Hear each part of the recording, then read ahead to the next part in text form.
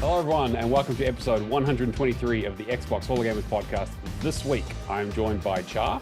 Hi. And Jake. Hello. This week, take one fucking guess what we're going to talk about. There's quite a bit. Yeah, the Helldivers thing. I knew that's the first one that comes to mind, right? Yep. Yeah. We're going to talk about Helldivers. Nintendo have basically said that they're doing. They've confirmed that they're bringing out a new console or a Switch 2 successor next financial year or end of this financial year. It seems to be a little unclear, but I think it was March 2025. They said they'll announce it before March 2025. It was weird. An announcement to announce something. Yeah, exactly. In an ambiguous time period. And they were also like, I guess we'll just talk about it straight away because there's not much to say there. But they were like, it's March 2025, which I guess is the end of the financial year. So they're like, it's coming out at the end of the financial year or the beginning of the next one, so April. But they'll announce it beforehand. But when would they announce it? Is it going to be the June showcase thing? Are they going to do their own? Well, they'll do a direct for it, obviously. But I don't know. Are any of us excited for another Switch? Do you guys own a Switch? I won't replace my Switch. Yeah. I don't see any need to, so I'm like, my Switch works perfectly fine. Yeah. How much use do you guys get out of it? Not as much as I wish I did. I'm trying to change that. I'm trying to play different platforms more, but I'd get it. But I'm also I like tech too much. New tech. I always want new toys. So yeah, that's understandable. I did see someone put out some potential specs for it. So, and I imagine it'd be like a next gen, right? Like it's gonna have Switch 2 exclusive games, right? Yeah, probably. Well, actually, no, Nintendo definitely. So I'd have to get it. Yeah. I'll definitely be getting it. Yeah, 100%. Whether or not how much I'll play it. Yeah, exactly. But I have thousands of games I haven't played. That hasn't stopped me so far. So yeah, that's totally fair. I did see someone had put out some potential specs for it, and then someone replied saying, "Yeah, I don't understand any of this. Can you simplify it?" And someone said 17 GameCubes stapled together. Amazing. So, all right. Okay, we could just build our own then. That's fine. Cool, sweet. Yeah, exactly. Yeah, I'm somewhat interested. It'll also, of course, depend completely on the first party lineup, which is always very strong on the Switch or on Nintendo consoles in the first year, but then kind of tends to trail off a little bit. So we'll see. But as long as they don't do a Wii U, they'll be fine. Yeah. Well, they very much said like it's going to be like a Switch 2, in the same way that like the 3DS was very much a sequel to the DS and not some crazy redesign. Yeah. So I think that's kind of probably what we'll expect. Well, with that news out of the way, let's get into our community questions that we got. I should also say, we're doing the show live on Twitch as always. Xbox Hall of Gamers is the place to find us. So come say hi in the chat. We've got Legacy in here at the moment. We have Peony Sunshine in here with a crying emoji, so that's good news. Come say hi, ask questions, interact. We love our community, and we try to do these show lives on Fridays in the evenings or Saturdays during the day, New Zealand time. So if you need to know more, check out our Discord. We usually post in there around when we're going live. If you want the link to that, just, go hunting. Good luck. It'll be on, go hunting because they got rid of the nice URLs. May the odds be ever in your favor. Exactly. There is a code, and it is on the screen right now at the bottom, so, you can get to us. It's just not as... Yeah, if you're listening to the audio version, go check out the VOD, either on Twitch if we've just done it, or YouTube if you want to see the archives. So we got a couple of questions this week. The first one was one from a good friend, Cobra Todd, who says, hey guys, what's your proudest completion of a game that you've played? As opposed to a game you haven't played, I guess.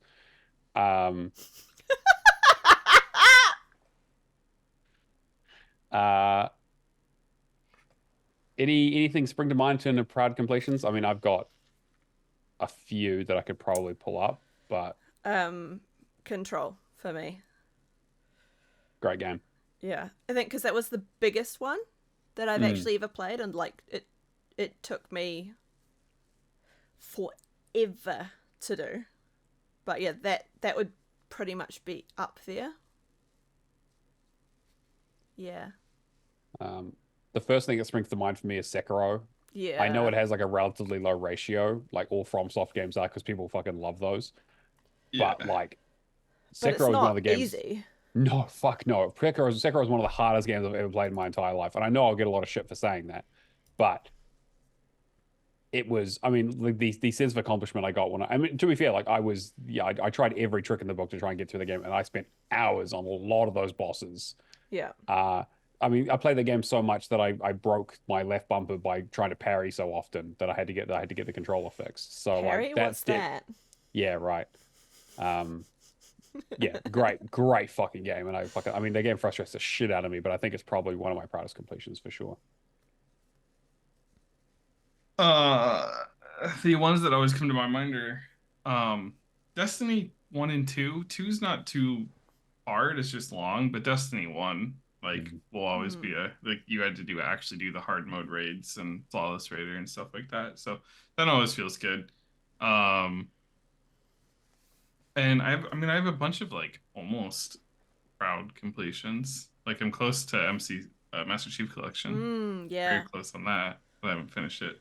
I don't know. That's a weird question. I never know how to answer when it comes up.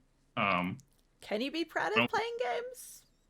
Well, it's mostly because it's like I feel like I do relatively difficult games, and I see other people accomplishing so much more difficult things that I'm like, yeah, I should be able to just do this. So it's a weird thing. Like, I mean, recently, one of them, Tony Hawk Project 8 was one of the hardest games I've played in a while. I just have the multiplayer left, but single player, like I'm done with the game.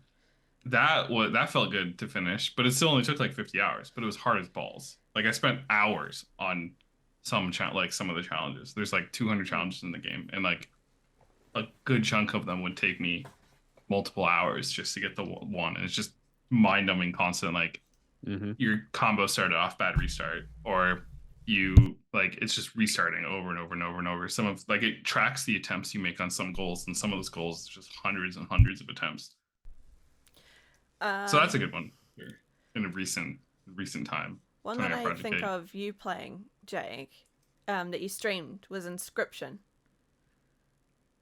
This is a good one. Yeah, but I didn't complete that. True, but you did go through most of the story, and I feel like that in itself was it was fun to watch from an audience streamer kind of thing, because it's a different kind of way of seeing someone go through a game.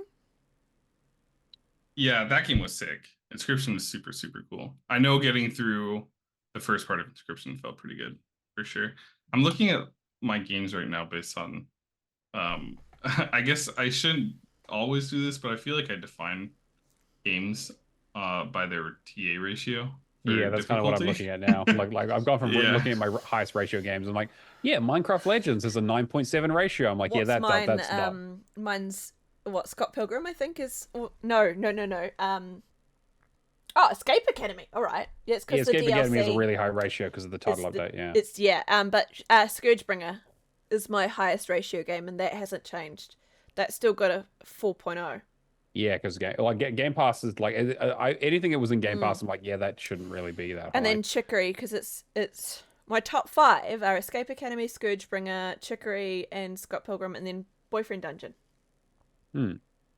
Yeah, so a lot of Game Pass stuff. And some of those have DLC, so that makes sense. 2 of those 5 have DLC. Yeah. So it's possible that people just haven't completed the DLC, and that's why the ratio is higher? If a title update, right, it gets counted against the ratio, even if you haven't played the title update. And the other 5 are at 6th place, it's Among Us, then Eastshade, then Tunic, Narita Boy, and then Knights and Bikes. So... Yeah, my highest is Minecraft Legends, and Skatebird is my second highest. I literally just looked at Skatebird. I'm like, why is it 9,000? I'd say because people started it and then just didn't go back to it, probably. And then it had a title update after it left Game Pass. Yeah, and that'll inflate it because people won't buy the title update or won't think about buying the title update because they're not weirdos like us. I did Happy Wars. I don't know that was that was a pain in the ass. Everspace, but that wasn't hard. That's just another one of those Game Pass inflations. The first one? It was the second one, right? Second one? First one. What game had that stupid fucking arcade games in it? Road Simulator?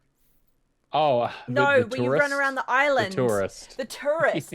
Oh, I fucking hated that game. There's only one achievement that's difficult in that game, but yeah, I'm with you. No, but but two of those were hard for me because I'm Yeah. not good at old arcade games, so I No, but couldn't yeah, do I the know what you ball mean. bouncing, and the racing game done, but the other two, nah. I struggled so much with both of those two. Drove me nuts. In terms of like proud, like I've got like Octopath Traveler on there as one I'm really proud of, because I was just looking at that too. That was a big one to get done. Yeah. And How to Survive Storm Warning, I did that with Mike. That was like, fuck that game. I know she loves it, but like, man, that was a nightmare. And I still have the 360 version to do. But you get things like Burnout Paradise, which I'm like proud of, and like, but you get like Epic Mickey 2, Bard's Trail Trilogy, Super Hot. Actually, I talked about that last week. I just finished Super Hot recently. That's one I'm really proud of, actually. I still need to do that one. I have it on my. I dived it once upon a time. It wasn't too bad actually by the time I got to the end of it, but there's a lot of like there's very much that like repetition, kind of like doing the same thing over and over again, trying to improve things. Isn't that like the definition of insanity? Yes. Yeah. Well, like that game definitely deals with some of those elements too. That feels like, well, yeah, Tony Hawk. Like literally, Tony Hawk was just like, I failed. Let me do this the same way I did it before, 100 times before it, and just try to do it better. At some point, surely it's gonna work. Yeah. I mean, that's really what you. I mean, that with Tony Hawk, that is kind of it. Like, there's a one good line, and you just have to not fuck up, and that's it. Like, just don't mess up. Yeah. Solitaire, Microsoft Solitaire is one I'm very proud of because I have the first completion on that on TA. That's crazy.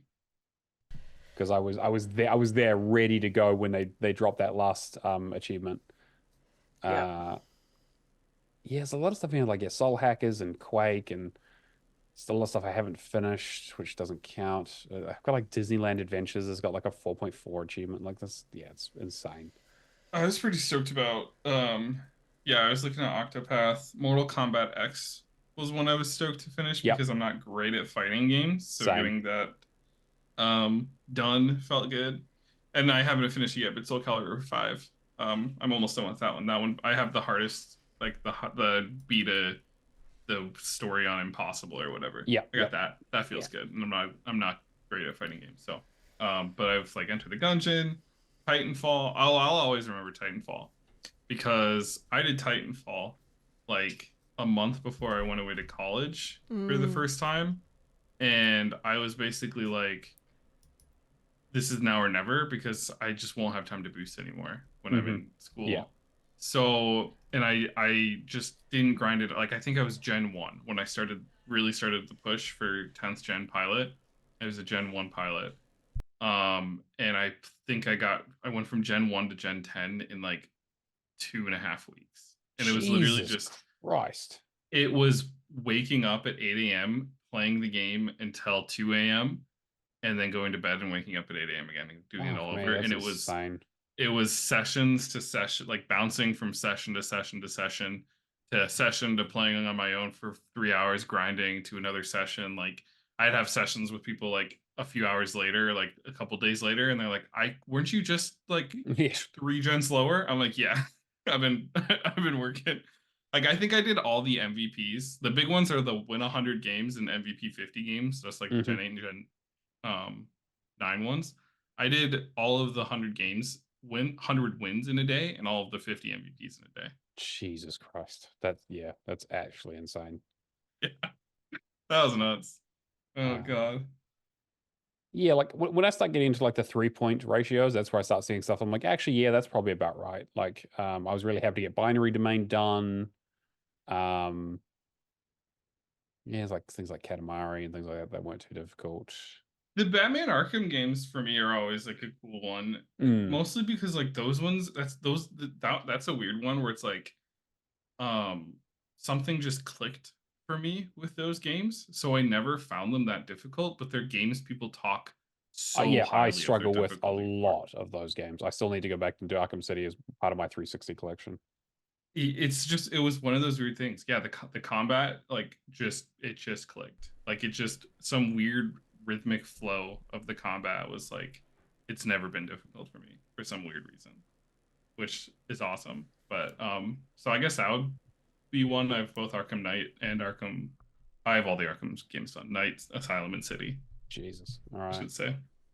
Might need you to do a Rocky Balboa and help me through some of this shit. Training montage. Exactly. Yeah. Kane and Lynch actually. There was a Kane Lynch 2 that 1 or 2. I can't remember which one. The one that you had to get the leaderboard. With the leaderboard achievements, With get first French and second on the that leaderboard. kept, that one I'm incredibly proud of because I lost a lot of sleep over that shit. Yeah. I remember literally just seeing you drop that in the Discord one day, and I was like, I didn't even know you were working on that. What the fuck? I remember because it was months of work. It was a very closely guarded secret because we were like, we do not want anyone in on this to fuck anything up. And you didn't want the French guy to find out about it either. Yeah. And so it was still blocking the really leaderboard? quiet. Yep. As far as Moya. Yeah. And so we'd made plans to do the Japanese version, but I was like, no, I can't do that again. No. Is he an achievement hunter or just no? Like, he's just like he's a dick. Yeah, I think he blocks a bunch of stuff. I think he was blocking the Quake leaderboards as well, like Quake 4 leaderboards. Why? Yeah. I don't know. I don't even know. Some people are just so assholes, bizarre.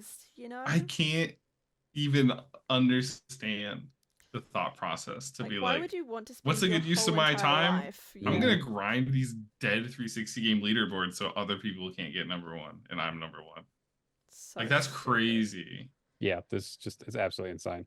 And then of course Halo Master Chief Collection, which I finished a few weeks ago. Just glad to have that done. So now Cameron can't hold it over my head. Still have Forza Horizon 5 to get that last achievement, though. I still will never hit the end of that till I get that achievement, but I'm working on it. That one's a bitch anyway, so... Yeah.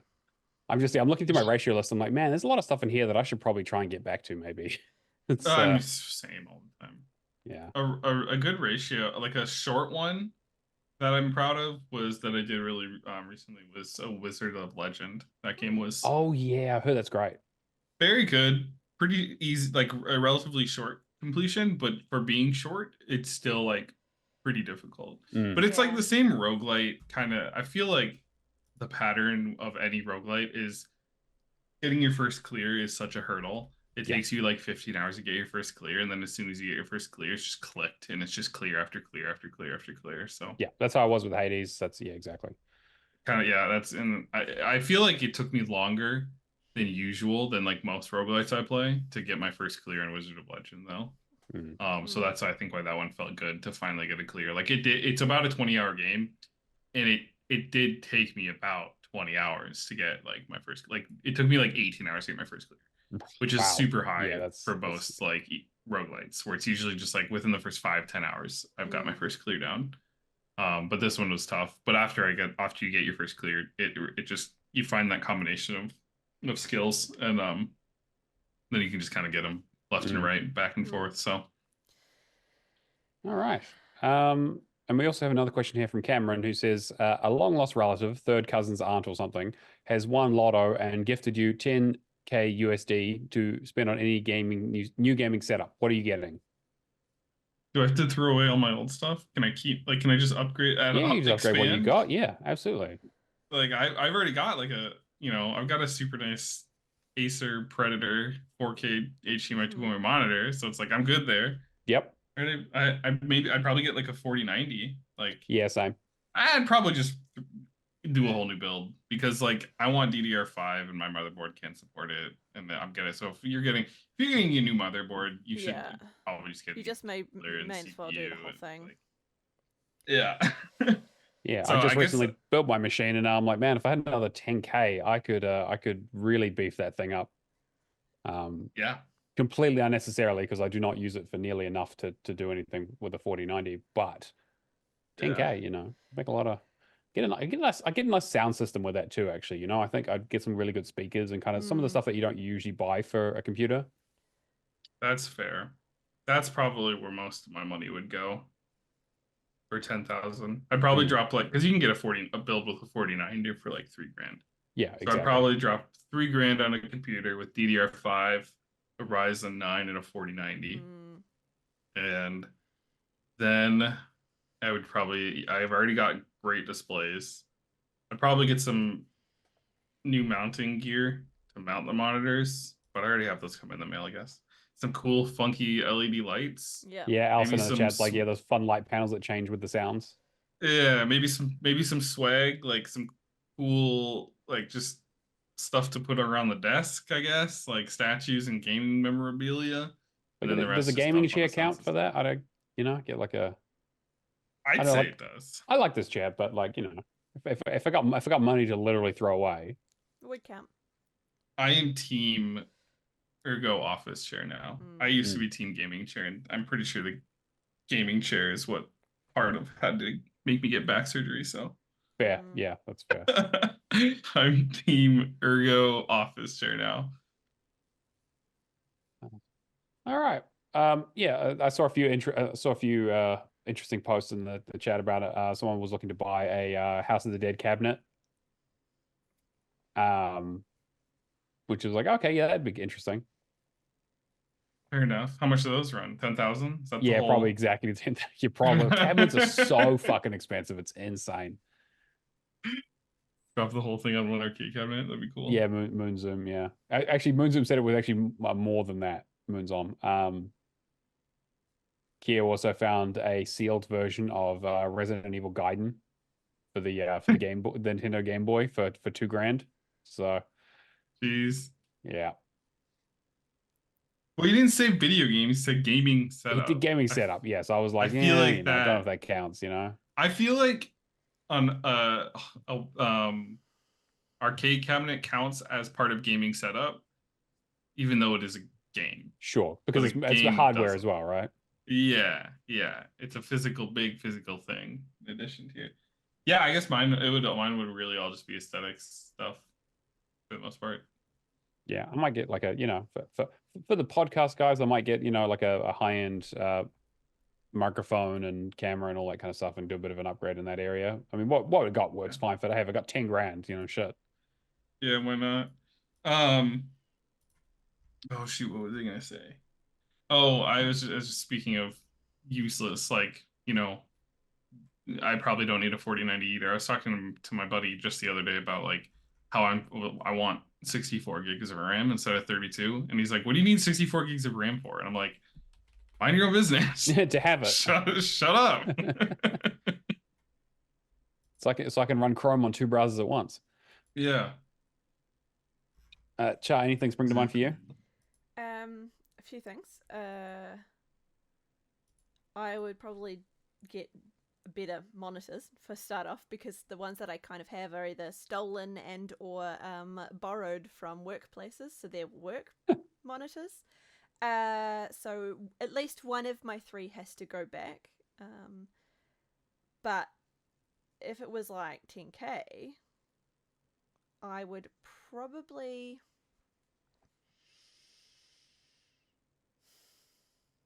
Can I be weird and be like, can I put that towards a deposit on an apartment so I can have a gaming room? A gaming room would be sweet, yeah.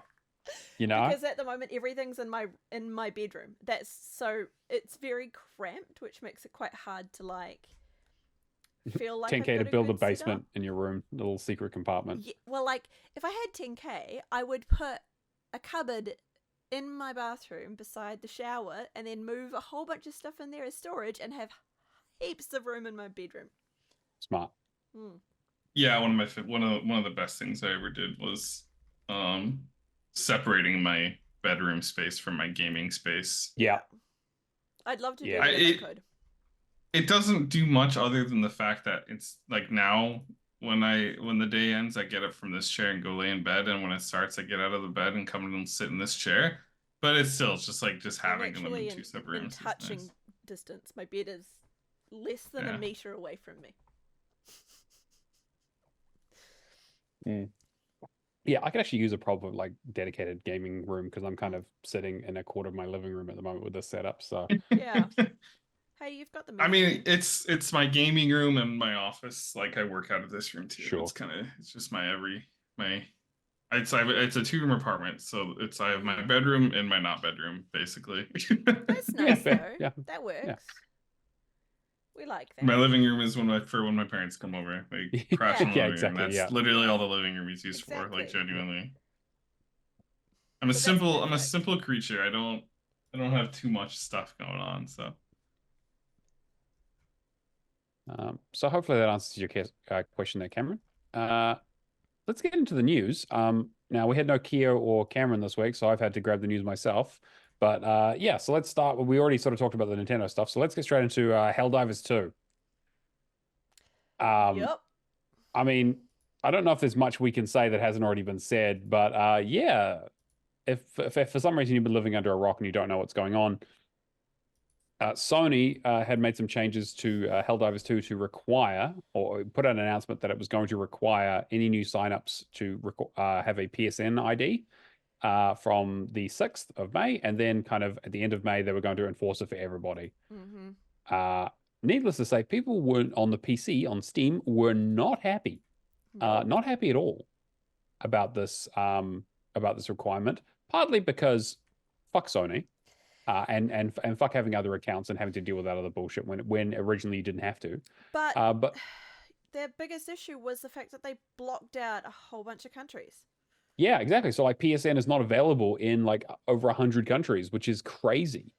And then they withdrew it from the store. So basically, like they did, it was like a twofold attack. They set this up so that you had to sign into the PSN network, and they pulled it from the store in all of those countries.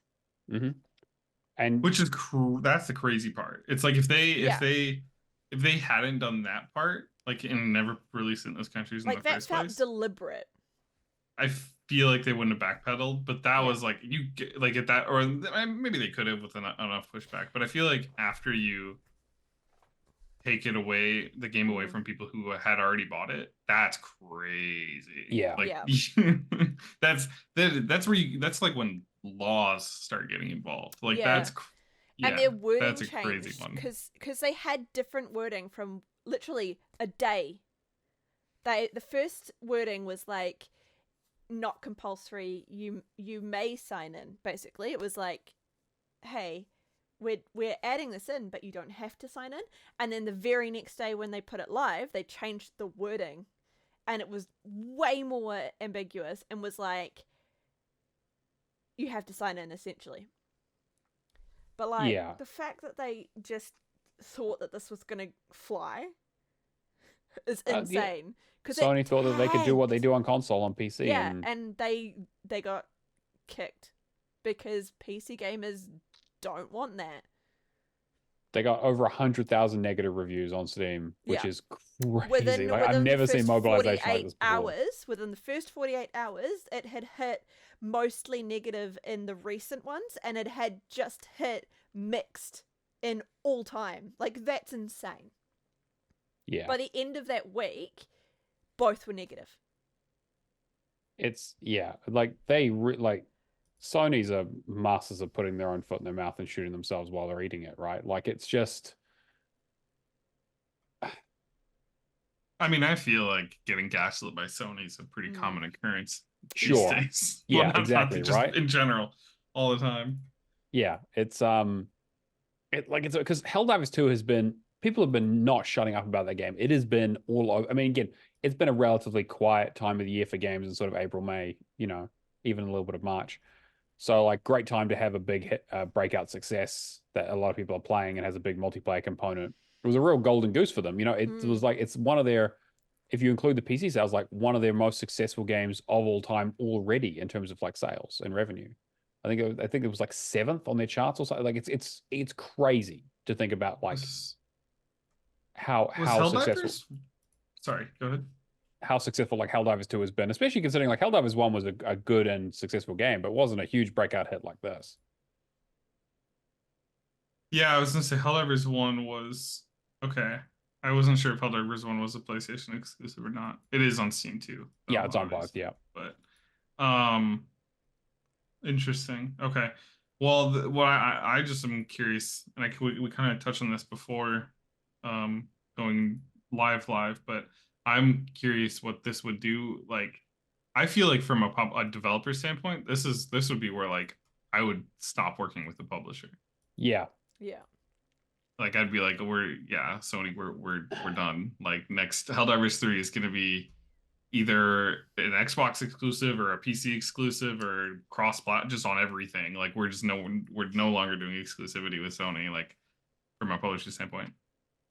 So I'm very curious to see how that goes, because especially all the like in-game shit that they've been talking about Sony, basically like the directive to reverse, like they literally called, like they broke free from the tyranny of Sony, like they just name dropped that in game. That's crazy. And the fact that they want to make the cape, then like somebody made a concept cape with the lines going down, and they want to make that an in-game item. Like that's got to be damaging on a company relationship between publisher and developer. Sony really kind of just killed the golden goose here in a lot of ways, and I'm hoping that Helldivers recovers from it, because they have walked this back now, saying that they won't make it a requirement. There's also an interesting development, because Sucker Punch has been out there basically being like, oh, you don't need it for the single player for Ghost of Tsushima, which is going to be coming out shortly on PC, but it will be required for the online mode, which is interesting. But I get the feeling that Sony is not going to make this mistake again. Every game is going to require PSN going forward from the get-go, I think is probably what's going to happen. There's going to be no ambiguity, and they're just going to be like, no, this is the thing. They did say that part of the blame does lie a little bit with Arrowhead, where basically they were the ones who pushed to get the game out without the PSN integration set up and ready to go, because they wanted to get the game out there because it was ready. And obviously that was a good move for them, because they were hugely successful and the game's gone gangbusters. But yeah, it's a fucking mess. But a lot of the Steam reviews have been reversed now that they've kind of walked this back. Still not available in a bunch of those countries though. Like that side hasn't changed, because you can't that'd be the big one for me. Yeah, and so like more just morally, that'd be the big one. It's like, no, you don't. I'm not reversing the review until that part is also reversed. Like,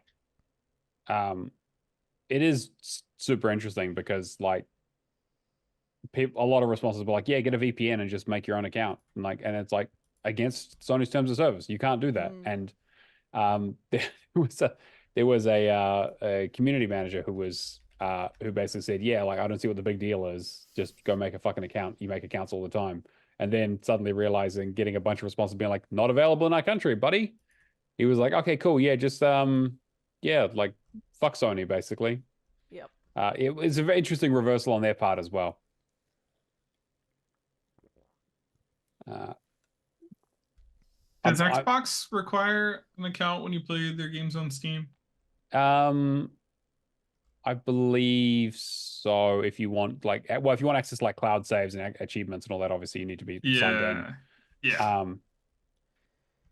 Outside of that, though, I'm not sure. I feel like it does, but I don't have a definitive answer. Probably I've never used Master Chief Collection is probably maybe the one that sort of springs to mind that has a Steam version and a Windows version. I imagine you probably need to log in. Yeah, like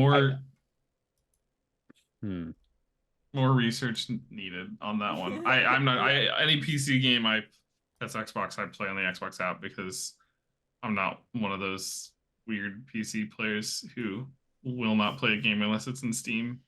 Yeah. Welcome to Alan Wake 2. That's Epic really need to just put that on Steam. Come on, guys. All right, well, enough dancing around it. Let's get into the big story of the week. Xbox announced earlier this week that they're going to be shutting down multiple Bethesda studios, 4 of them, in fact. 2 you probably never heard of, to be honest. But 2 that were, it's not a good situation. But basically, they announced that so Matt Booty put out an email basically saying that they're going to be shutting down. Hang on, I'm just going to find the list. Roundhouse Studios, who are a support studio who are mostly doing ZeniMax online work with the Elder Scrolls Online. They're going to basically be rolled into that team. Alpha Dog Games, who created the Mighty Doom mobile game, which I think got shown off at a conference for like 2 seconds like 3 years ago, and apparently no one wanted, and everyone was like, what the fuck is this? They're getting shut down and the game is getting sunset on August 7th, which again, not a huge surprise considering I don't think any of us even realized. But the big ones are we've got Arcane Austin, who created, Redfall, which is again probably a big part of that why that's happening. Because it's been just about a year since that game came out, and we haven't heard hide nor hear of it, basically. And it doesn't look like those player numbers are increasing anytime soon. But the big surprise was Tango Gameworks, makers of such hits like The Evil Within and Hi-Fi Rush in particular, but also things like Ghostwire and a few other bits and pieces. Yeah, that's a real surprising one. And we'll get into some of the details and what we've heard about this as the sort of stories developed over the last few days. But any sort of initial thoughts? I guess for me, it's the Arcane was it's really easy to blame the Arcane one on Redfall because of just how abysmally unsuccessful that game was. Yeah. So that one doesn't surprise me when I heard that one at all. I was like, yeah, it makes sense. And for anyone, because I had to look this up too, for anyone who's not sure, that doesn't mean Arcane as a whole is closing. Just Arcane Austin, they still have Arcane. Leon. Leon, yeah. The ones who did Dishonored 2 and Deathloop. Yeah, and they're working on the Blade game. Yeah, the upcoming Blade game. So they're saying Arcane's going to still exist. Arguably the studio that made all the best Arcane games, which is great. But Tango is shocking because obviously I think it's no secret Hi-Fi Rush is like one of the coolest Microsoft exclusives. It's like what we wanted to start seeing from Microsoft in terms of exclusives and first-party deliveries. So I'm just curious if they're like everyone's getting canned, if people are getting absorbed into other Bethesda teams and they're just like sunsetting the studio and then they're just cutting redundancies, because it's like those aren't people I would let go off of like the merit of they made a kick-ass game. Like I like critical success of like people love that game. Like it was a lot of people game of the year list kind of game. Yeah, which is so it's bizarre to think that they would all just be gone. Like I feel like it's like, are they? I'd be curious. It's the probably a question we'll never know the answer to, because you'd have to go crazy digging, or I'm sure people aren't divulging this information. But it's like, what's happening to them? Is the studio just getting sunset, and like people are getting placed into other teams? Is everybody losing jobs? Like, that's a interesting one to me. Yeah, because it's clearly a talented bunch of people. So. Char, any thoughts? Like, it's interesting for me because I've just been seeing everything come up on Twitter. So I've been sharing everything as I find them on Twitter, and like the way that the community manager handled things, and then subsequently he got fired, was interesting because he basically said, I took the grenade because I knew things were going to be bad. I knew that people were going to be unhappy, so I just told everyone to go and refund.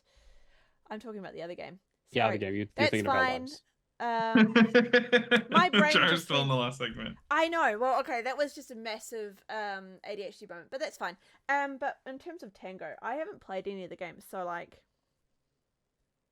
I wanted to play Redfall, but I bought it recently. I still want to play it. Like it looks incredibly middling, but of it. But then when it finally came out, I was like, oh, actually, I don't actually like this anymore. Well, I mean, Redfall, it was a game. It was basically they didn't want to even make it, really, right? It was kind of a project that like they got halfway done and no one was stoked about, and they were kind of just like, well, we need a deliverable, so let's keep going. Yeah, and Microsoft basically bought ZeniMax, and they were like, hey, we have this half-done game that no one likes, and even Phil Spencer was like, yeah, we don't expect this to get great reviews. Like this, we put it out. Yeah, so it's kind of this weird thing where it's just like, I guess this is what happens when an entire team is not passionate about the project they're making. Yeah. Well, again, like, I guess we'll get into maybe some of the talk around this, and obviously this is kind of where we get into rumor territory outside of the official messaging. But a lot of the talk was that over the Redfall development process, Arcane Austin lost a lot of people who weren't interested in building this kind of live service model game, right? And they were like, well, no, I want to make a Dishonored game. I want to make an Arcane game. Why, what am I doing here? And so a lot of them have potentially left. Again, like, that's not fully substantiated. That's just kind of some talk that's been going around.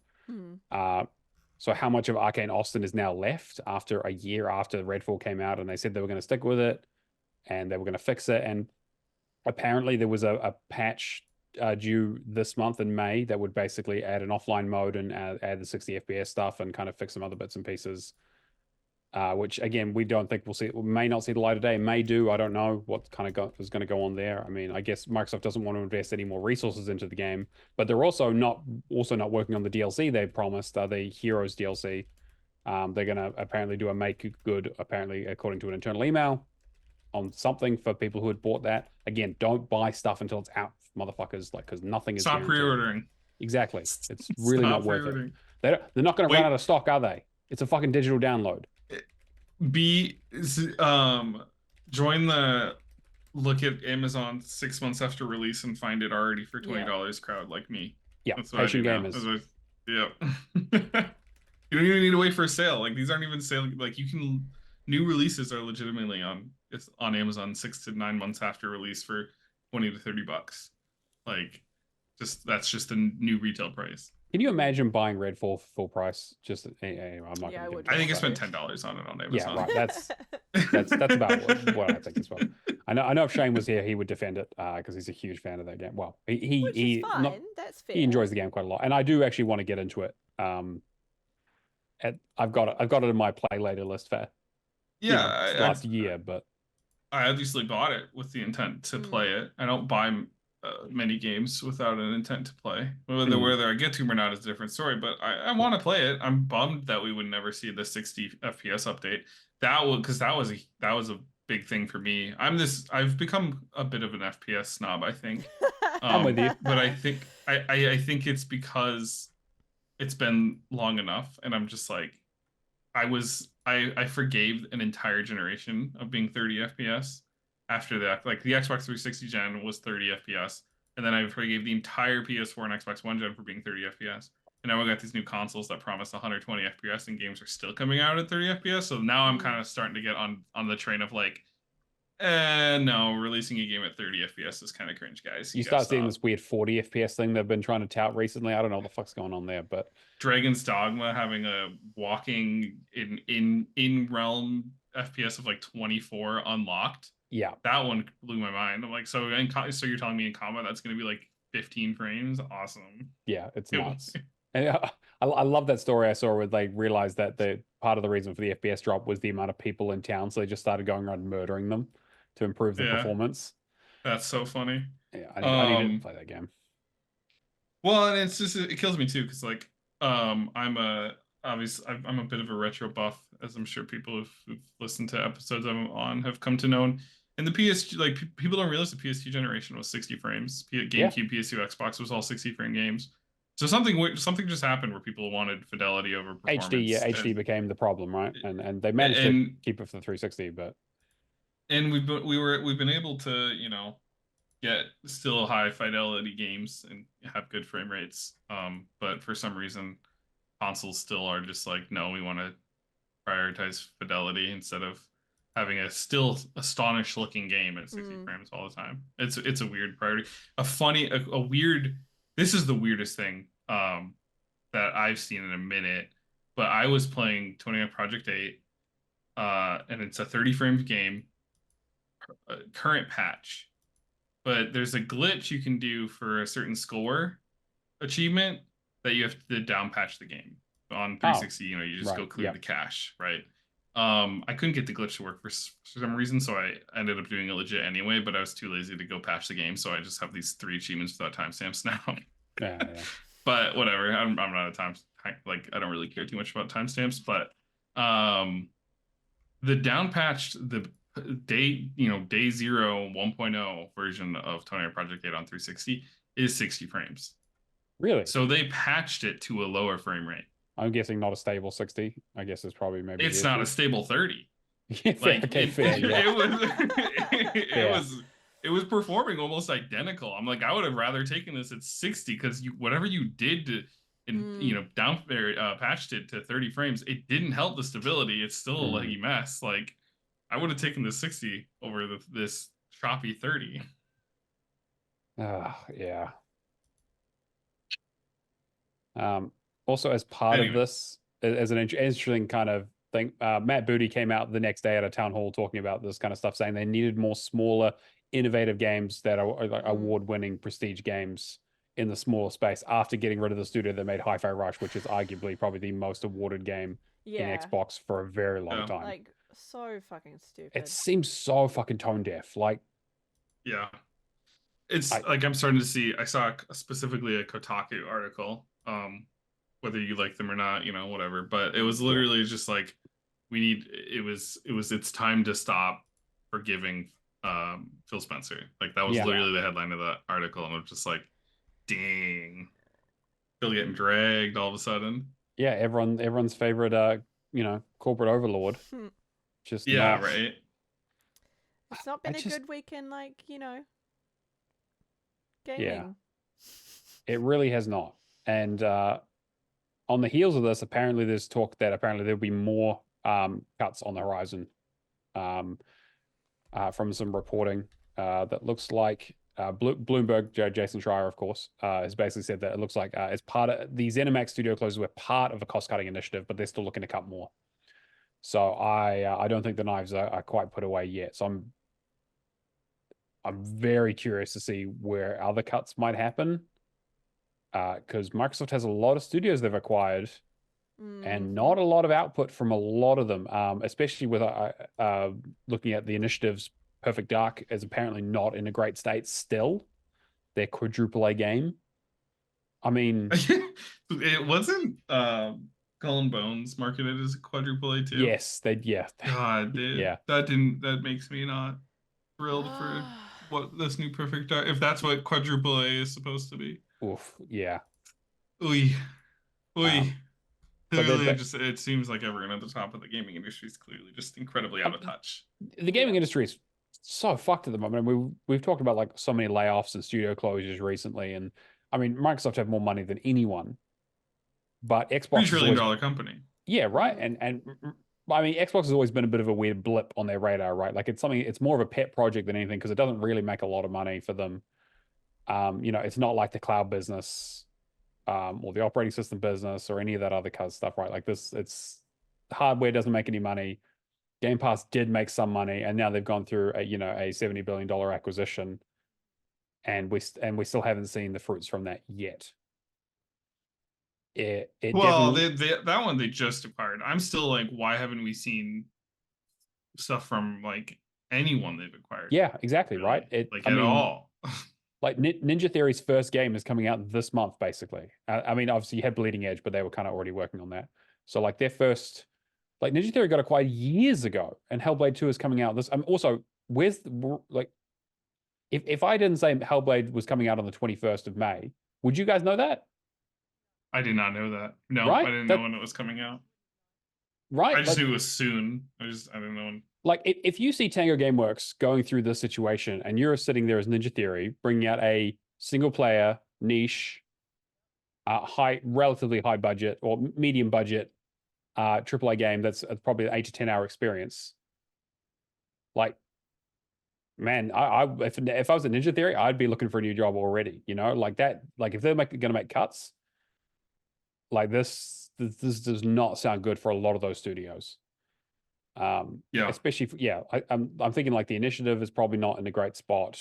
I'm worried about Ninja Theory. But there's so many studios that they've acquired. I mean, I'm really hoping things go well for Obsidian. I think Obsidian's probably okay for the most part, but Yeah, they seem to be making really good progress on Avowed, and they announced Outer Worlds 2. Yeah, I think Obsidian's in a pretty good spot. No one's worried about them really, but Ninja Theory, yeah, because I'm excited for Hellblade 2. I really liked the first one, but I mean, Hellblade 2 could. Also, absolutely, like it could just be it could just be more Hellblade 1. I don't know if that's good or bad. Like it could totally flop. Yeah, I mean, like this thing, like even if it does well, it doesn't sound like that's enough to save you anymore. You know, that's fair, true. And I saw that people have been referencing there was a lot of chat around Hi-Fi Rush when it first came out about it, quote unquote, underperforming. And it like not meeting expectations. And then Aaron Greenberg basically came out and replied to a tweet basically saying they were very, very happy with it. So for it to go from this to that, and apparently the rumor was Tango was pitching a sequel. when this all happened, like, what the fuck is going on in the games industry? Like, yeah.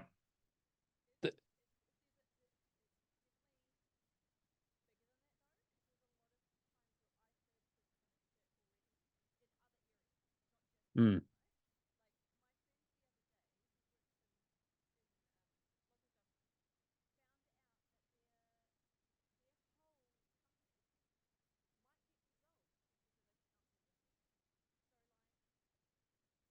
People making cuts everywhere.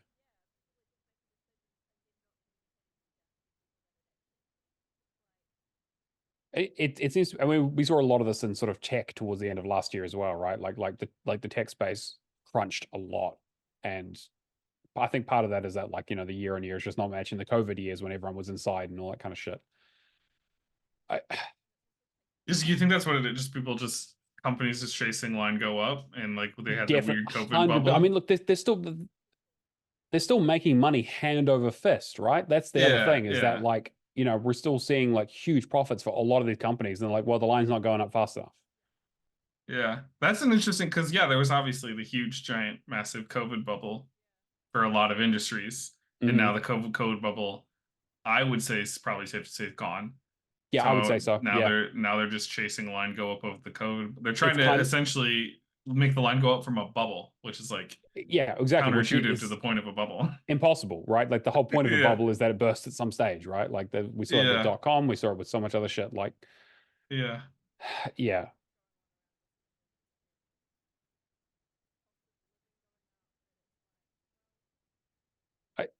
I'm very curious to see where the games industry ends up in the next few years, because I feel like, you know, it'll either have to hit some sort of equilibrium. Something's got to give, right? We're going to hit some sort of equilibrium where that's how I feel about just the state of the world. Really, yeah, something's got to, like the gaming industry, housing industry, job industry, wage, like something's got to give, right? Eventually, somewhere. Yeah, I just think that somewhere. I really don't like games in particular have gotten so expensive to make and take so long to make, and again, like, so many executives have talked about this.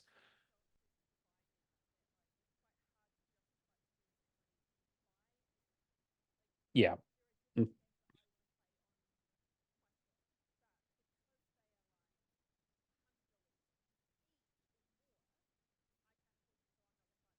Also, Nintendo don't do discounts ever. No. But like, Nintendo have strong IP, and they have really good first party support, and they have unique hardware, right? And that's kind of been like that. This is why we don't hear about Nintendo in a lot of these conversations around job cuts and studio closures for the most part.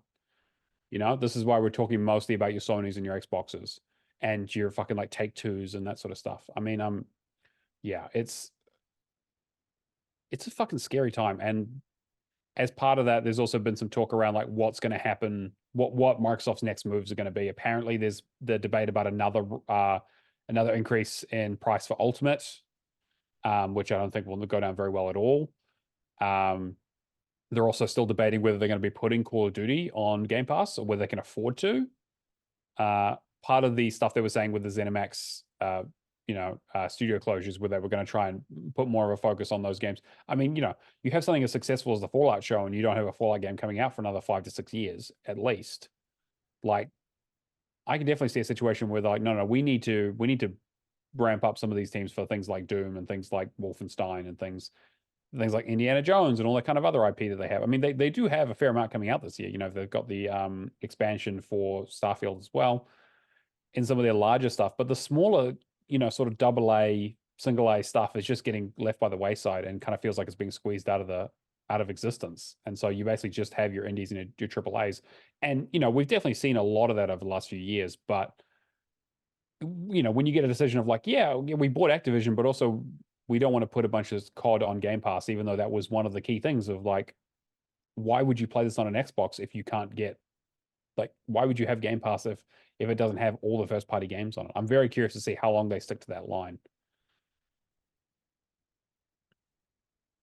Like, yeah, like day and date first party games on Game Pass has been their big thing for a long time. And I'm wondering if they're now going to be like, well, maybe we don't stick to that as closely. Only Microsoft Game Studios. Yeah, right, exactly. Maybe that's where it comes down to is they get very specific in the wording. They're not, and it's not going to be like they're going to just start changing. Like that's what the ads are just going to start saying. So it's like people aren't going to notice unless they pay kind of close attention. I mean, I they love. Can be like, well, actually, yeah. I fucking love Game Pass. Like, obviously, like that's where I get most of my gaming enjoyment from these days. Is from the stuff that gets added there, and usually stuff that's getting removed that I need to quickly rush and play. But I just, yeah, I'm very concerned about the future of Xbox in general. Especially because they also took the time to announce that they're doing it. They're bringing out a new mobile store or mobile sort of thing. They haven't exactly said what it was in the near future, in the next few months, I believe, in July. What that looks like, not really sure. But Sarah Bond was also at a discussion with Bloomberg just yesterday at a conference, and they were talking about some of the stuff going on. Also, Sarah Bond gave the biggest non-answer to why they shut down Tango. A mobile what now? A mobile store? Yeah, some sort of mobile gaming store or something. Again, they weren't 100% like very specific about it, but they obviously talked about with the acquisition of Activision Blizzard, a big part of that was King, which obviously Candy Crush and a few other bits and pieces there is kind of, they see that as the big money maker for them out of that acquisition. Oh, it definitely is. Like, yeah, mobile is an area where Microsoft has traditionally been quite weak. They haven't really had a big presence in there. They tried with the phone itself, but it seems like the software in the store and that kind of stuff is something they want to use across all devices, et cetera, the usual stuff. But what that looks like, how much it's going to cost, what kind of features it's going to have, very curious to see what kind of buy-in they get, and if there's any interest in it, really. But yeah, they're also still, and again, she also reiterated they are working on next gen hardware and all that kind of stuff. But we got no news yet, and I don't think we'll hear about it for a little while. Speaking of the top end of the gaming industry, the leads of the gaming industry being out of touch, I guess, relatively off topic, but and kind of speaking of different hardware, but did you guys hear the new Arkham game? Yeah, I saw something about this where it was like, I don't know what the hell's going on with that. MetaQuest 3 exclusive. Yeah, that's like, and not even just MetaQuest exclusive, MetaQuest 3 exclusive. They're gonna sell 50 if you got copies? a 1 or 2, huh? They're gonna sell like 50 copies of that game, I guess. Yeah, right. Like, I mean, I've heard good things about the MetaQuest 3, but like, what the fuck? Yeah, weird move. Weirdest move ever, man. Like, I'm down. I'm totally down for big developers and big names to make it onto VR headsets, but like, do what they used to do for like do a console version and then do a VR version. Exactly. Like how they used to have like back in the day when you had you had your console versions of your games on PS2 and GameCube and stuff, but then you had your Game Boy copies also, like your GBA copies and your DS copies. Like, do that for those games, because obviously the core fans, you grew your fan base on a console or a PC, and they're gonna want to play your next iteration of your game. So make it for everything, and then do a weird whatever VR version of it. Also, VR is such a weird space in the games industry at the moment, where it just kind of, I mean, like the Sony VR came out and then Sony stopped making games for it almost immediately. Yeah. Apparently they've got a bunch of inventory they haven't sold yet. Like, I mean, VR's, I like VR. It's cool. It's fun. I don't own one. My brother's big into it. He's been buying. That's the perfect situation. Someone else who owns it and pays for it, and you get to go and experience it. And that's all I want out of VR. I think it's like, it's just a cool, neat little toy experience. Like, it's never anything where, I'm not gonna wake up roll out of bed one day and be like, what am I gonna play today, and chuck the VR headset on. Like, that's not, to people who are that way, more power to you. My brother is that way. That's why he bought his Quest, and then bought the Quest 2, and then bought a Quest 3, and like so he's big into it, and that's what he does. He'll go, some days he'll just go play VR on his couch or in his living room, which is awesome. But no, I couldn't ever. I don't think see myself doing that. So it's a shame to see big IPs and cool franchises that I'm a big fan of be like, yep, our next game is a VR exclusive. It's like relegated there, and then you never hear of it again. Never experience that then. Like I will never experience Half-Life Alyx. That was the one I was thinking of. Yeah, I know there was a time where there was a discussion of a new Splinter Cell, and it was the theory was it was VR only, and I'm like, I will never, like, that sucks. I love the Splinter Cell series. I will never experience a VR Splinter Cell because I just don't have the desire to spend $300 on a headset that is like, the Switch is the extent I'll go to spending $300 on a device that I rarely use. Sure, yeah, exactly. And that's only because like it's still easy to use for the most part and cooks up to your TV. It's funny you say Half-Life Alyx. I was on Reddit the other day and I saw a post come up that just was like, yeah, people love talking about like the Half-Life series, like how amazing it is and all that kind of stuff. But like, why does everyone act like Half-Life Alyx doesn't exist? And the first comment was like, because to most people it doesn't. Like, how many people have actually played that game? Like, yeah, it's the killer app for that thing, but like, I'm not paying that much for it. Like, I'll borrow someone's headset to play it, but I'm definitely not. Yeah, I don't even know. Like, I've seen I've seen my friend who had the Index.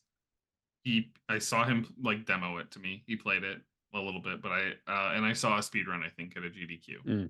But I still have no idea of the relevance or significance of Half-Life Alyx, like, to the story or what it means for Half-Life as a franchise at all. Like, and I don't think I ever will, unless I get really bored one day and go down like a Half-Life Alyx Let's Play deep dive. Yeah, sure, right. It sounds like a weird experience that I don't even really want to take part. Like, it'd probably have to be a retrospective or something, or like years down the line, or yeah, like a Half-Life retrospective in general. Yeah. All right, but yeah, so I guess just to wrap up, it's tough times in the games industry continue, and it doesn't sound like they're going to be slowing down anytime soon, unfortunately. All right, well, speaking of Game Pass, let's get into what we've got in the Game Pass book. We've recently had Kona 2 got added May 7th. We just had Little Kitty Big City get released a couple of days ago, which looks amazing. Definitely want to give that a try. And Brothers: A Tale of Two Sons is also coming back to Game Pass on the 14th.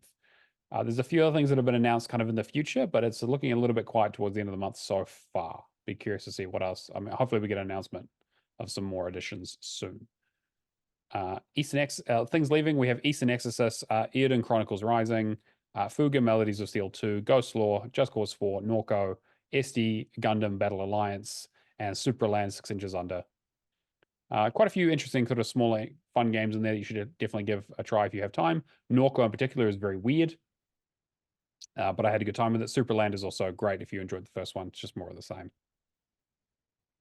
That was one I'm not gonna make his Supraland. I'm not gonna have time. Well, I probably do have time for it, but there's just other priorities. But 100% one I'll wishlist buy because I did love the first one. But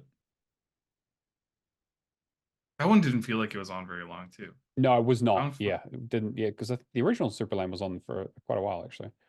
I feel like and this one I feel like it. Like I still feel like I just heard about the second Supraland, and now it's like leaving Game Pass. I played it a couple of months ago, so it must have been there for maybe at least 6 months. But even then, time has gone like that. So yeah, yeah, I was umming and ahhing about Fuga because I played through the first one and thought it was okay, but the second one is apparently just exactly more of the same, and I don't know if I wasn't sure if I want to put myself through that, to be honest. I might pick it up when it's on a sale or something, but I'm just not that keen on it.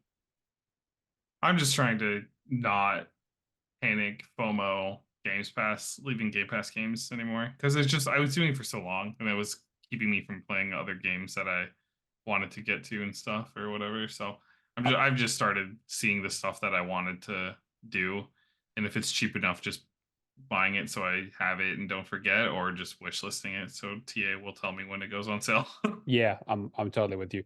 I've been lucky enough that like I did a big push for Game Pass stuff last year, and I'm seeing a lot of that stuff leaving now and being like, oh, I've already done that. Cool, don't need to worry about it. And so like trying to make a more concerted effort to actually try and just get stuff done before it's a big rush.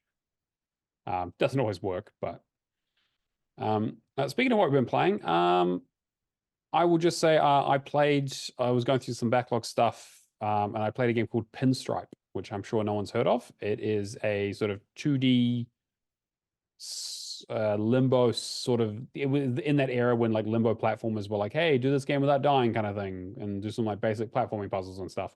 It's kind of that. It it's not great to be honest, but it's been sitting there in my like unstarted backlog for several years, almost probably like 5 or 6 years at this point.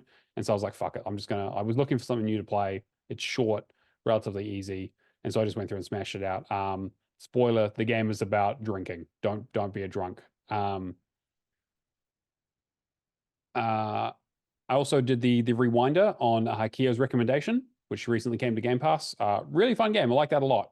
Sort of 2D point and click adventure with some sort of ghost trick style, go back in time and change things to try and get different events to happen kind of thing. Like very, very light, not nearly as involved and clever as that game is. But I really appreciated the kind of sort of little puzzle aspect to that game. Story-wise, also not that bad either. Kind of ancient sort of Chinese legend stuff around Yao guys and ghosts and all that kind of stuff, trying to cleanse spirits. And yeah, and they've very much set up for a sequel, which I'm sure they'll be working on at some stage. DLC for it has a DLC, 1,000 gamer score DLC for like $2 or something, so you can go pick that up as well, which is like, it's like a prequel. Yeah, really enjoyed that. Char, what, you got anything you've been playing?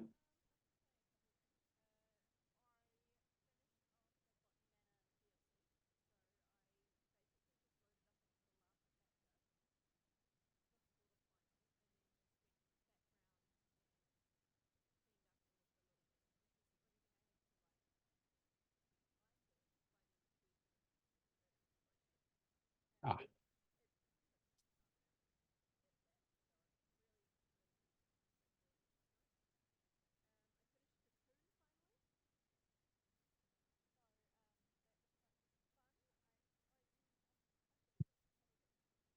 hmm.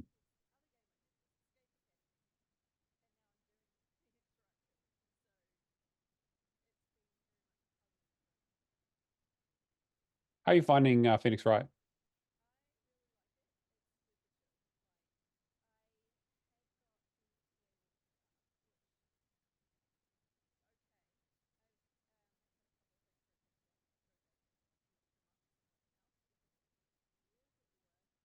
Hmm.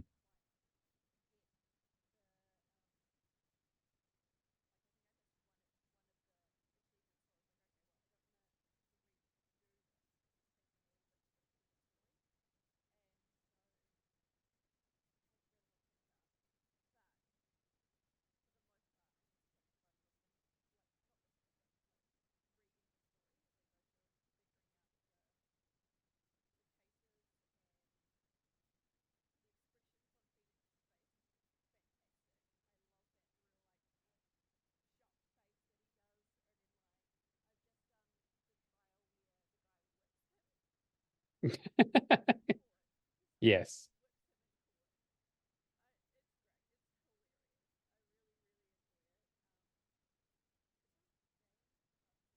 Yes, it is. Yeah.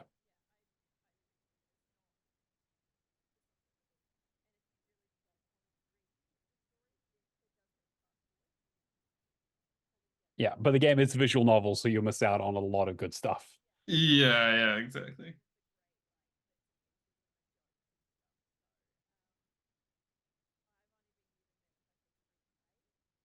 Mm-hmm.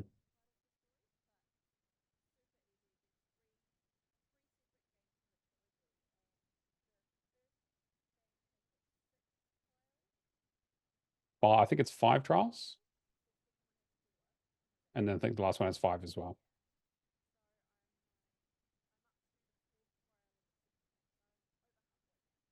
Cool. That last trial in the second game is probably the best trial in that. It's so good.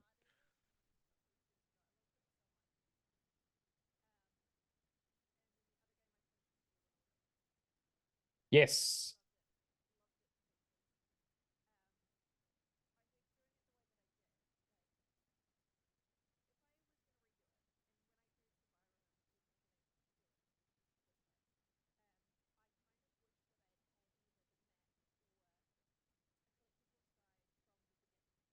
Mm.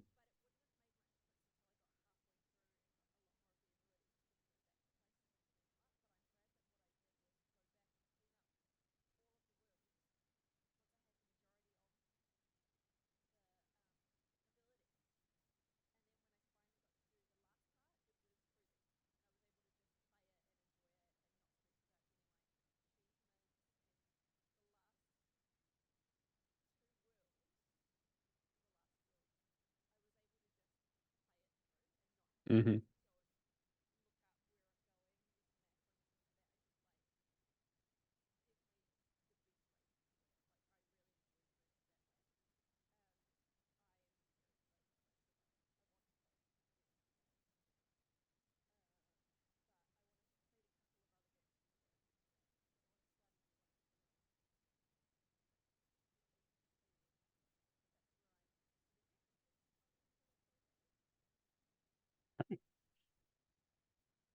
I'll just quickly run through. I jumped on We Here Expeditions, the friend ship with Kirby yesterday. Good to see him back in the saddle. We had a great fucking time with that game. The first puzzle was okay. The second puzzle really wrinkled our brains a lot in terms of like this big math sort of it's like a math/board game puzzle, which was really tough. It took us a couple of tries. And then the last one, again, I don't want to spoil anything about it, but I fell off a lot of platforms in that last one. There's one really tricky bit. It only ever gets you once, but it is so sneaky. I was really impressed with it actually. It was, again, it is a smaller version of the We Here kind of thing, where it's basically just 3 big puzzles as opposed to kind of more like 6 to 8 that you normally get in one of those games. But it looks like they're trying to do this expedition thing, is kind of making smaller games a bit quicker. So I'm looking forward to whatever they do next for that. If you don't know what those games are, basically they're um, two-player perspective games where basically you and a friend go through and you play different parts of a puzzle and kind of have to work together to try and solve it together. So like you can see half the puzzle, the other person can see the other half, and you kind of have to coordinate. So really, really put our coordination to the test, especially that last puzzle, because there was a lot of stuff that he could see and help me with that I could not do anything without him. It was very much a case of blind leading the blind. But yeah, had a great time with that. And the thing I've been playing most this week has been House Flipper. So I was kind of looking for something a bit more zen and kind of chill. House Flipper is the most zen game I've played in a long time. I've just been like chilling out, listening to the music, and just kind of going around and like fixing up houses and selling them. I've put like 20 hours into it this week already. I'm just about done with the main game. I got to sell a few more houses, and I've started on some of the DLC. It's good. It's good. I mean, like you can't play it for like too long because eventually you just kind of end up doing the same thing over and over again. But if you're looking for like a good decompress between action games and that kind of stuff, really, really recommend it. Curious to see what they do with the second one, because the first game doesn't look very good. Like it's very like not asset flippy, but like very like low res kind of simple game, because it's very customizable. But yeah, so that's kind of what I've been playing. Not a huge amount, but having a good time. Jake, it's been a couple months since you've been on the show. What have you been up to? Yeah, I actually, funny enough, I need to go back and finish We Were Here.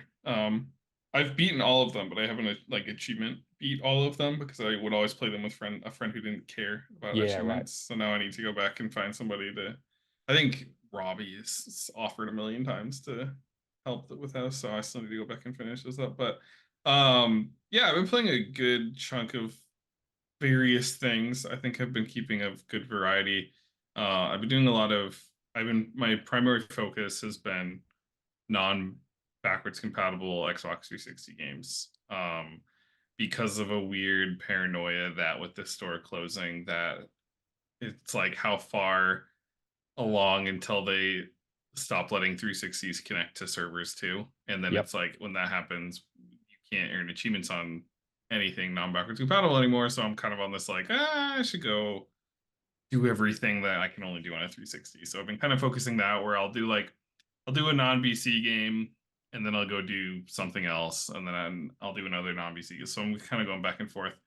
Prioritizing stuff with multiplayer now, even if I probably don't need to, because I'm sure a lot of that's like I'm sure at this point anything that is not backwards compatible and has online achievements has been like if the servers are going to go down, they would have by now. I feel like they would be like anything by this point.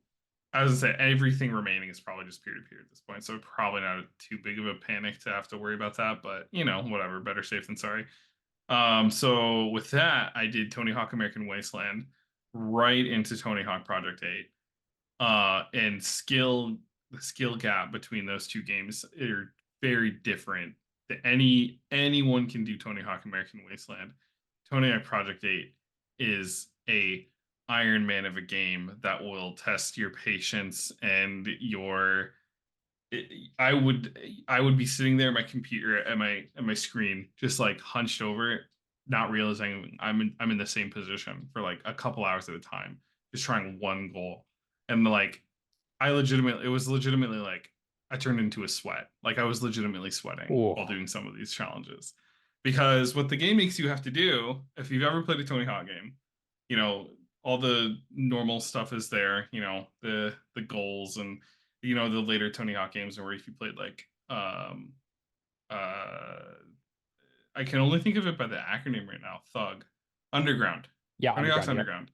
1 and 2 where they started having the goals, and even Pro Skater 4 where the goals started being like, you know, it wasn't the classic goals where you had to have 2 minutes to ride around a map and do stuff. So they had all that stuff too. And then they had every zone had a classic map too, where you would go around the zone and do the goals. But where the game is difficult is you have to complete every classic goal at what they call sick rating. Like the game doesn't have difficulty options. It has tiers that you can complete goals of amateur, pro, and sick. And you have to get every classic goal done at the sick rating. Every like chalk goal in the free roam world, which are like they equate to like grind challenges, manual challenges, wall plant challenges, like stuff like that. Yeah. If you get all those, it's sick. And then you also have to get rank #1 in like the little story of like Tony Hawk's putting together this like team of 8 sweet skaters, and you know the last achievement, you beat the game once you crack the top 8. But the final achievement most people are probably going to get is getting #1 in that roster, and to do that you have to get 95% of the goals at sick, 5% can be pro, and then you have to get all of the gaps and all of the secret areas. And a lot of the sick, getting the goals at sick, like the chalk ones, like the manual challenges, aren't too terrible. Once you learn, you can realize you can use like the bullet time, slowdown time to your advantage, because that's in the game. Yeah. So that makes those relatively like trivial. Those aren't too bad. But where the game is incredibly infuriating and difficult is there's some challenges called they're called turf war challenges, where the game gives you anywhere from 10 to 20 objects that you have to skate on in a single combo in the order the game dictates that you do it in. And getting pro on that is just doing all of them, like getting 1 through 20 or 1 through 15. That's pro. Sick is doing that and then hitting a certain score within the line. Wow. And it's not a small amount of score. It ranges anywhere, usually on average, from 1.2 to 2 million. Jesus. Score. On 15 objects. I don't know if you've ever played Tony Hawk before, but 15 objects is not a lot of objects to try to get 2 million points. Yeah. And so you can't drop your combo. You can't combo off things in the wrong order. But you can like kind of stop, like you can combo on other things between the two things you combo on. Yeah. So what you end up having to do to get this score is like you have to find a good spot where you can like do a stall and then like do a bunch of like quick tricks to build your combo up, and then find another place where you can do like ramps to do reverts to manual to another ramp to like get your stuff up. But you only have like 15 seconds between each piece. That sounds like a nightmare. So those were incredibly difficult. Some of those I was able to do very quickly because I started getting good at the game. But the first ones that I was doing, I remember one of the first ones I did was like a 1.8 million combo I had to do. And I remember that taking me hours. And then there were a couple others that took me hours. The biggest one in the game is a 25 object turf war where the sick is a 3 million point combo. That was one of the 5% that I left at pro. Yeah, I was like, fuck that. And then there's another like that you have to like get hurt, like you have to bail and get hurt for a certain amount of money. I left like 2 of those at pro because those are they're just like RNG. Like there's a couple of them where you can kind of figure out how to abuse the physics and shoot yourself flying in the air. And I would shoot myself like 20 stories high and I'd fall down and I'd break one bone and do $5,000 worth of damage. It's like, are you fucking kidding me? Like, and it would want you to do things like $75,000 worth and like break 10 bones.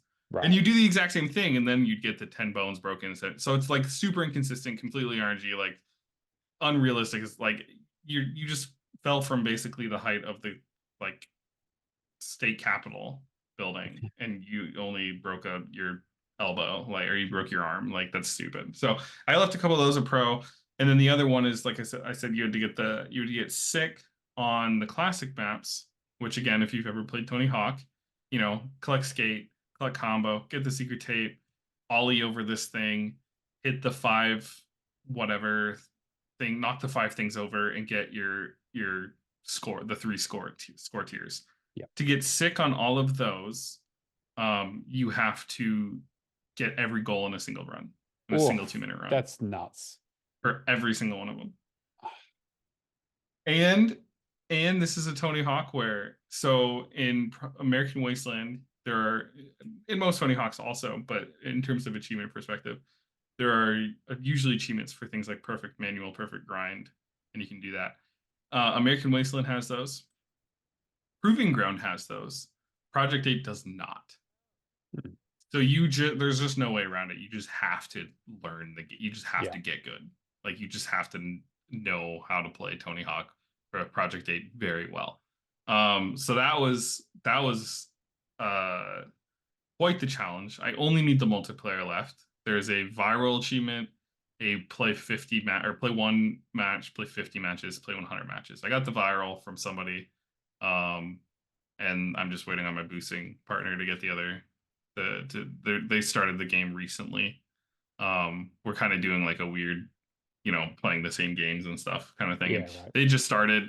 They're like, I don't know why you said this was so difficult. I'm already like, I just started and I'm at like 33% of the goals done already, and they're all sick. And I'm like, yeah, because you haven't unlocked turf wars or classics yet. Like, you're doing all the easy ones. Like, those are the ones that I also was able to sick on my first try. Like, you're in for it, buddy. It's like, okay. That's great. So, yeah. I finished that off single player. That was a good feeling. That one felt good. I'm gonna do Proving Ground soon. I don't know why I'm gonna do that, because it's very similar in terms of difficulty to Project 8, and I guess, I don't know, I'm a glutton for punishment, I suppose. But at least there's cheat codes in that for perfect manual, perfect grind. I'm pretty sure is what I've read, but it's still the same thing where they have achievements for getting sick on all the classic goals, which is more, it's still do it all in do every goal in 2 minutes kind of stuff. But I think now that I'm used to it and can use cheats, I think it'll be like a walk in the park compared to Project 8. Because now Project 8 taught me the game, and now I can take everything into Proving Ground, because Project 8 was the first game that they did in literal, like, I think a decade and a half. I think a decade on a different engine. Project 8 was the first game on a new engine. Proving Ground uses that same engine. So since I've learned Project 8, I should be able to smash Proving Ground. Hopefully, is the theory. Fingers crossed. But other than that, yeah. So I beat Project 8, and then I jumped right over into Hat in Time, and that was a nice. Oh yeah. I literally was like, I need a nice chill casual game after Project 8. Like, I need something that I don't have to worry, like, I don't have to struggle. Like, it's gonna be easy and just fun and relaxing. And so I picked Hat in Time for that. And then I maybe argue about some of the stuff being relaxing in that game, but for the most part it is. There were definitely some things, yeah. It's definitely some things I had to sweat. The contract DLC stuff. Yeah, the DLC. Yeah, I was gonna say the Death Wish contracts. I'm so glad they let you just put on assist mode, or else it would literally have been probably harder than Project 8. Like, some of those ultra hard bosses were stupid. Just ridiculous. The one where you don't have the hat, basically, and that ultra hard boss took forever. Yeah, that was a pain in the ass for sure. I think I died on that at least 3 or 4 times before I got that one. But other than that, like super chill, awesome, amazing game. Everyone should play Hat in Time if you like fun and any stretch of the word. And then right after that, played Scorn because it was just short, sweet, easy. And you know, I know that one got a lot of mixed reviews, but it still piqued my interest. It feels like it's kind of like a love it or hate it kind of thing. You're either like there's no game here, so I don't like this, or you're an art snob, so you're like this is cool, and you're also a body horror guy, I guess. If you like body horror and like I feel like I would have enjoyed it more if it had less game in it. I think that the biggest fall down of that game is the fact that it has combat. 100%. 100%. Yeah, that game should not have had any combat. The combat was abysmal. The puzzles were yeah, exactly. And that's literally all that game was. But it was cool. I bought the I've been trying to buy physical copies of games that have them when I play them now because I have a giant digital library and I'm trying to get back into collecting video games. So I did purchase a physical copy of Scorn, and the only physical copies of Scorn are the deluxe edition. So I got a steelbook and like a 150-page art book, which I feel like for a game like Scorn, an art book is something that's super cool. Because like the way I described that game in my brief review was like not a game, but more of a just a piece, like an art piece, and not in a like super poshy like oh it's a work of art. You got to play it kind of. It's literally just like it's like staring at a painting, or a sculpture work of art the entire time you're playing it. It was very like had very like a walking simulator kind of thing to it. Yeah. So yeah, cool game. Not for everyone for sure. I also watched a synopsis afterwards, like an hour-long synopsis. Yeah, like, same. Yeah. And it's there's things I missed that it's like holy, like I don't even want to regurgitate some of the stuff on the podcast. Like it's very NSFW, very out there, experimental, weird stuff. So if you have any interest at all, go play the game, and then after you play the game, go watch a video synopsis on some stuff. Then after Scorn, now I'm playing through Brutal Legend as my next. Oh, that's a throwback. Yeah. That's been fun. It's a little jankier than I think I remember. I'm also playing on Brutal for the first run because I don't want to do multiple playthroughs. And it's not too bad on Brutal. Like I definitely remember playing it ages ago, you know, when it first came out and never having any troubles, and now I'm dying on things and I'm like, oh yeah, I'm on Brutal. That's why. Like, if you don't plan anything about Brutal, like the game's a walk in the park. It's a joke. But Brutal, you actually, you know, can be a little tricky. But also, it's kind of things where it's like I feel like the game wasn't built out enough to have the Brutal difficulty feel good. Yeah. Yeah.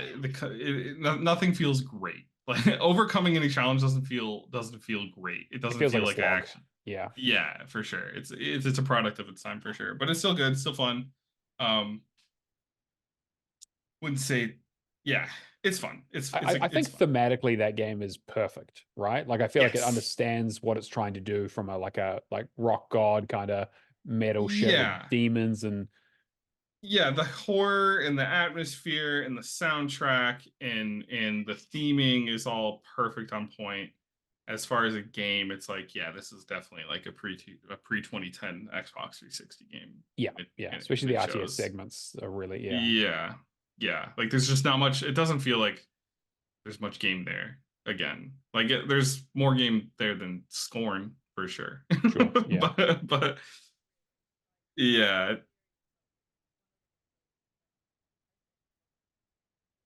Yeah, it's fun, and it's short too. It's like a 25, 30-ish hour game, probably closer to 20, 25. But like I've barely gotten through what I would think is half the story, but the completion tracker says I'm already like 55% of the way done. Because you have the hair metal stuff at the start, and then that's what I basically I'm going in to finish.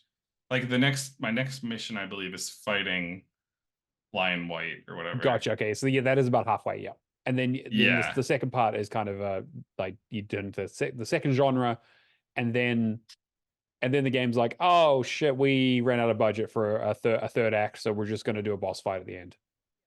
Yeah, basically. So yeah, that's kind of at least what I've been doing for easy like start to finish games. And then I'm also I picked ESO back up. And I've been playing that pretty consistently every morning for 2 to 3 hours. And I'm having a really good time. I'm actually finding it hard to put down. Like it's supposed to be my, on weekends or days I'm not working, morning game, and on days I work, it's my before work game because I usually have like a few hours before I go into work. And I've been struggling to put it down. I've been having a lot of fun with it. I'm learning a lot more. Like I bought it when it first came out, and I've touched it on and off for the last however many years it's been out on Xbox. I think a good at least 7 or 8 years now on Xbox. It's been out.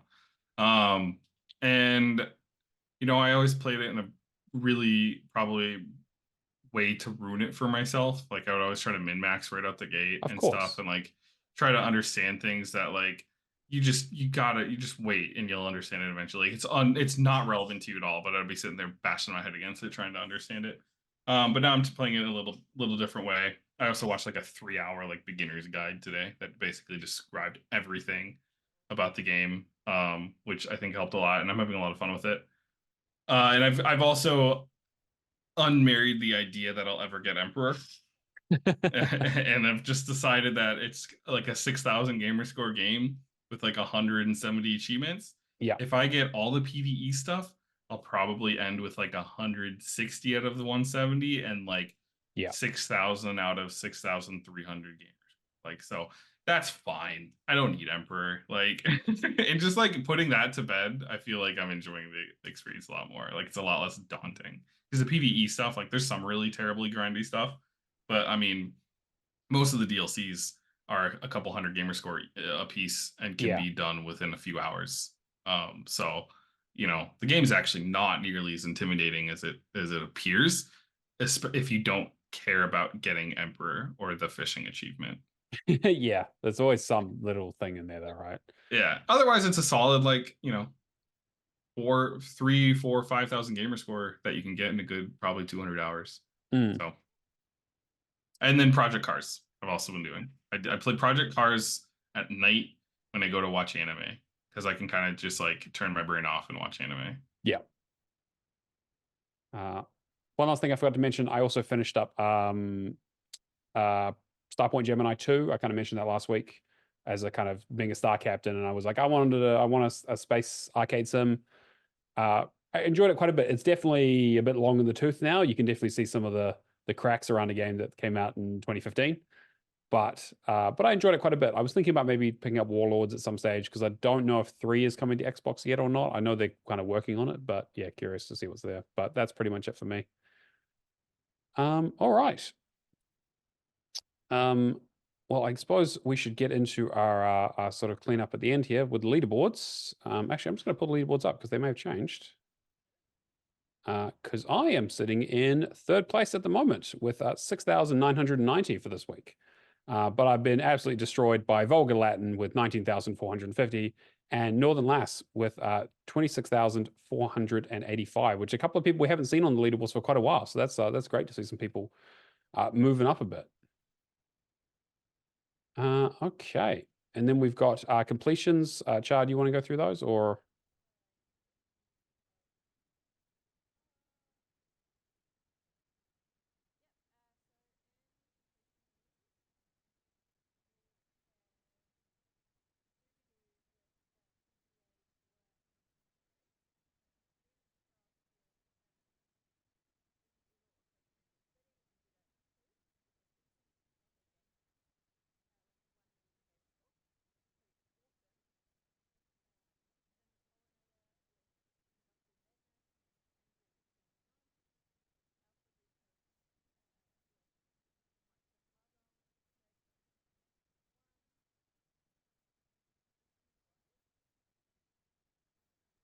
Yes, Bryce.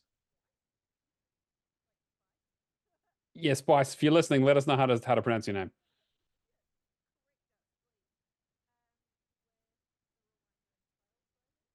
Yeah, really great work on Trials Rising. That was been a long chronicle journey on our Discord of getting that. So congratulations.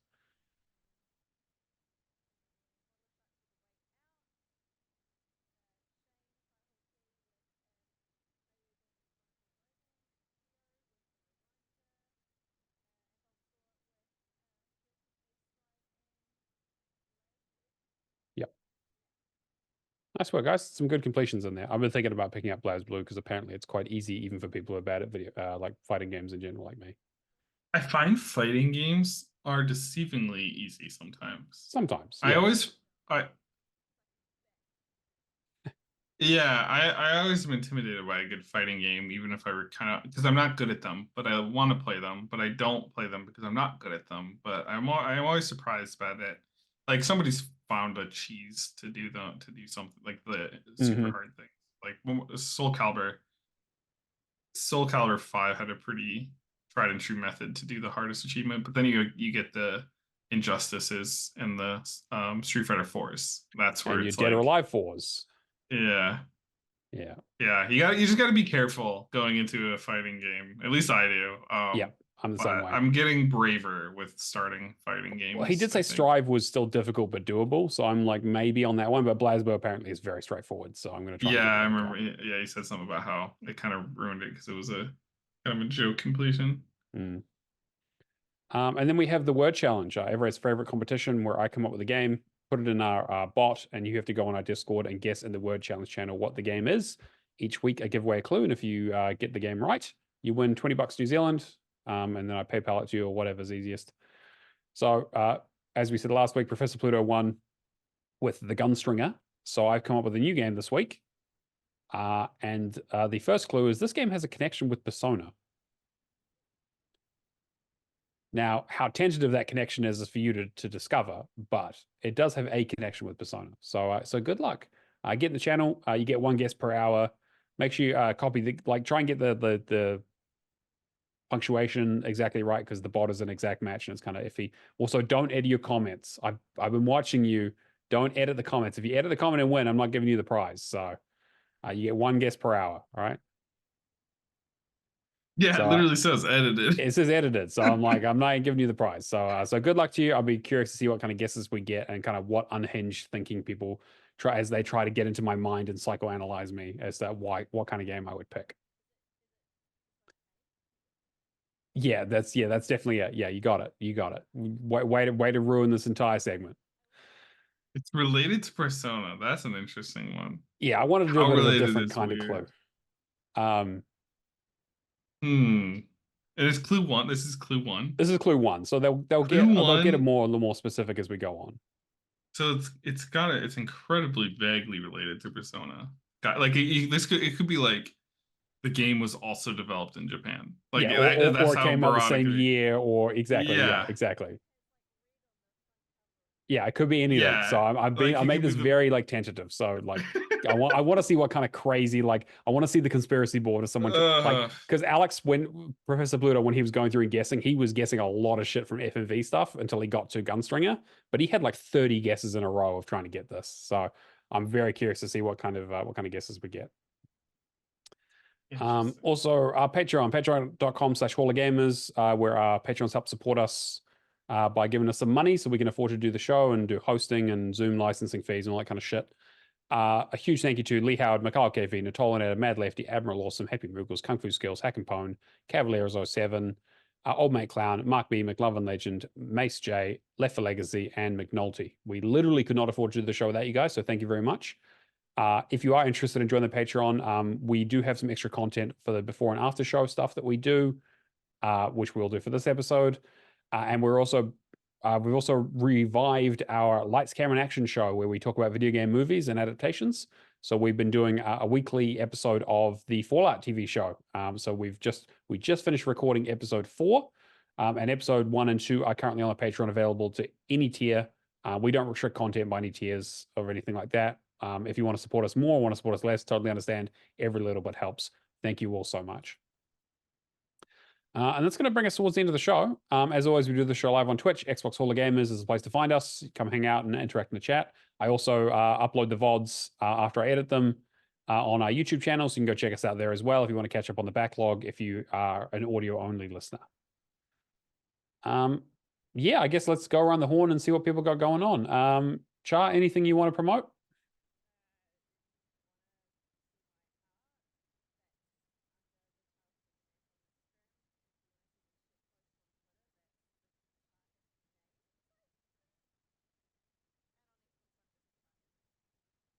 Got it.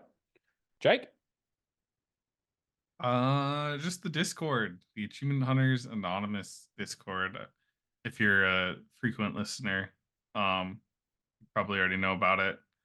There's links in this Discord, All Gamers Discord, to it. That's mostly where I hang out and post completions and shit posts. But other than that, these days I'm not doing too much. I'm pretty dormant on socials. Yep, totally fair. I'm the same way. Neomaster on everything, True Achievements, Xbox, and Discord if you need to get a hold of me for whatever reason. All right, well, that's going to wrap up episode 123. We will catch you guys next week. See you later.